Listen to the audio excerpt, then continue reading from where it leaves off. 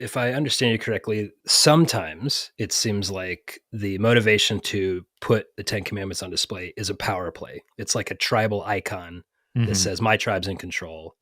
And sometimes it's instructive and helpful to recognize, that this is part of our upbringing, part of our shaping. One question I would have is, if you just have children or teenagers or young adults reading those commands apart from any teaching or instruction, what might be an effect of that? But without any instruction, I think it would be really hard. It's kind of like when people grab little bits of scripture and they put it like bumper sticker or they're hanging on their wall. So I think you would get something very similar.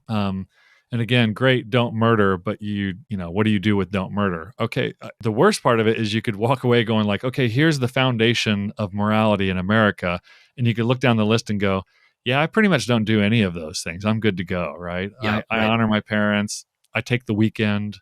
Actually, that's the one that probably most people do not do besides coveting is, the commandment is to work 6 days and to take one day off. But Americans double down on Yeah, that. we do So they're 2 actually not, Sabbaths. yeah, they're not actually following the commandment.